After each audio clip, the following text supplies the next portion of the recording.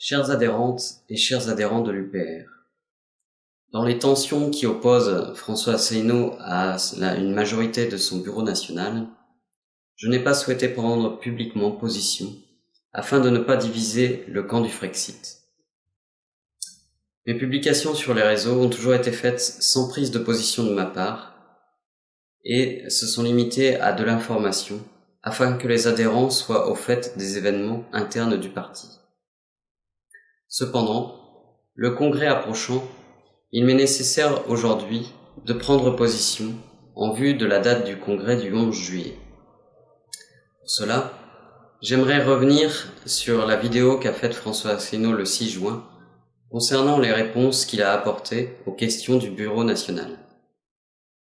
En ce qui concerne les faits de harcèlement, je n'ai que trop peu d'éléments pour me prononcer sur le sujet, et par ailleurs, la seconde victime ayant porté plainte, et Mathias Masclet ayant fait un signalement au procureur, l'affaire est donc entre les mains de la justice. Néanmoins, j'espère que notre président s'appliquera la maxime qu'il prodigue aux autres hommes politiques, à savoir qu'en cas de mise en examen, une mise en retrait de la vie politique est nécessaire. Concernant le compteur des adhérents, l'UPR a utilisé très longtemps le compteur comme un argument politique, avec le slogan qui est ainsi inscrit sur notre site internet, à savoir « Le seul mouvement politique qui publie en temps réel le nombre de ses adhérents ».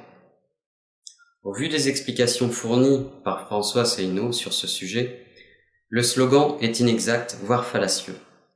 Et le différentiel entre les 39 000 adhérents affichés et les a priori 25 à 26 000 adhérents statutaires est clairement trop important par rapport aux explications fournies. Si le nettoyage de la base de données peut prendre du temps, l'affichage d'un nombre d'adhérents à jour ne prend que quelques minutes, comme a pu le rappeler Éric Lemaire, l'un des informaticiens de l'UPR, dans la vidéo que je vous invite à consulter, qui est dans les liens ci-dessous. Dire que c'est pas possible, c'est la foutaise. C'est la foutaise. Et quand il dit en plus, excusez-moi, quand il dit en plus que c'est long de faire les mises à jour, je pense qu'avec une requête que j'ai construite en 10 secondes, en moins d'une seconde, c'est mis à jour. Donc c'est de la foutaise. Vraiment. Il prend en plus le développeur pour une bille. Tu peux juste rappeler ta profession, s'il te plaît? Ah oui, je suis informaticien, excusez-moi. Et je suis au développement du support informatique, au développement du BO, de l'ancien et du nouveau. Pas de l'ancien, non, mais du nouveau. Donc non, c'est catastrophique. Concernant le salaire, les explications en la matière sont bizarrement présentées. François Asselineau compare son salaire brut, net, voire net après impôt. Ces comparatifs sont hasardeux, et c'est ainsi comme si on comparait des carottes et des navets. Ensuite, il justifie son salaire en le comparant aux émoluments de Marine Le Pen. Là aussi, la confusion est totale, puisque François Asselineau compare son salaire avec le salaire de présidente du parti et les indemnités d'élu qu'elle perçoit. Cela n'a donc aucun sens. Par ailleurs, peut-on comparer le salaire du dirigeant d'un mouvement qui fait un peu plus de 1% des suffrages avec celui d'un mouvement qui dépasse systématiquement les 15% depuis de nombreuses années? C'est comme comparer le salaire du petit commerçant du quartier avec celui du patron d'une grande enseigne de distribution nationale. Qu'on me comprenne bien. Je ne suis pas en train de dire que le président de l'UPR ne doit pas être rémunéré pour cette fonction. Car cette fonction est bien sûr à temps plein. Mais cette rémunération doit être proportionnée aux ressources de l'UPR. Or, l'augmentation votée par le Bureau national a été faite sur un nombre d'adhérents totalement faux. En droit, cela peut s'apparenter à un dol, à savoir une manœuvre d'un co-contractant dans le but de tromper le partenaire et provoquer chez lui une erreur. Ensuite, François Asselineau nous explique qu'il n'a rien coûté à l'UPR durant plusieurs années. Mais comment aurait-il pu en être autrement avec un mouvement en création et donc de faibles ressources? Par ailleurs, rappelons 2 points. La très large majorité des présidents d'associations sont bénévoles en France. Et ensuite, François Asselineau a cumulé durant un temps un poste de président de l'association avec son poste d'inspection à la Direction générale des finances. Par conséquent, il n'était donc pas sans ressources. Concernant l'hydroxychloroquine, le président de l'UPR aurait dû laisser le soin de traiter le sujet par le responsable national à la santé avec un triple avantage. Le président de l'UPR respecte ainsi la charte en ne prenant pas position sur un sujet dit clivant.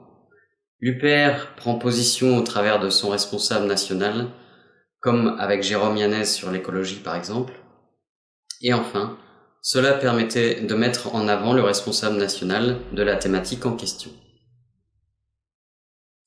Concernant la date du congrès, le président dit l'avoir reculée par souci de démocratie et pour permettre une meilleure information des adhérents. En fait, le président de l'UPR a été contraint par les statuts de reculer la date qu'il avait initialement annoncée. Annoncer une date était une violation des statuts pour deux raisons. La première, car c'est au Conseil national de fixer la date et les modalités du congrès. La seconde, car le Conseil national ne pouvait être convoqué correctement sans le tirage au sort préalable de 25 adhérents. Par conséquent, la première annonce d'un congrès pour le 6 juin piétinait totalement les statuts. Il est d'ailleurs étrange que le président fondateur, qui a lui-même fait voter une modification des statuts en 2017, méconnaisse ou se moque à ce point des statuts du mouvement qu'il préside. Concernant les statuts d'ailleurs, François Asselineau évoque le fait de les retravailler. Mais comment faire confiance à un homme qui connaissait les lacunes de ces statuts et qui en 2017 n'a fait qu'un aménagement ayant pour conséquence d'augmenter le nombre de personnes pour présenter une liste lors du congrès, et ainsi empêcher une liste concurrente qui était en train de se monter. Voilà le vrai visage du démocrate qu'il dit être. Dans ces conditions, comment pourrions-nous faire confiance à cette promesse de modification des statuts par un homme qui n'a pas jugé bon de les modifier durant ces 13 années de présidence qu'il a exercées? Un homme qui aujourd'hui nous parle de démocratie interne, mais qui n'a pas su entendre les nombreuses propositions relayées ici et là.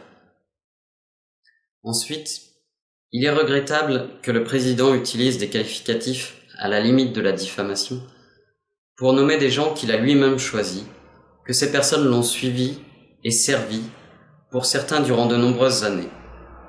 Pour moi, cette attitude de rabaisser les autres parce qu'ils n'ont pas le même avis ou la même vision que vous ne fait que vous rabaisser vous-même. Enfin, le président n'a pas répondu à de nombreuses questions posées par le Bureau national. Et c'est bien dommage. Au vu de tous ces éléments, qui ne m'ont donc pas convaincu, et la date du congrès approchant, je me devais de me positionner pour l'avenir du mouvement.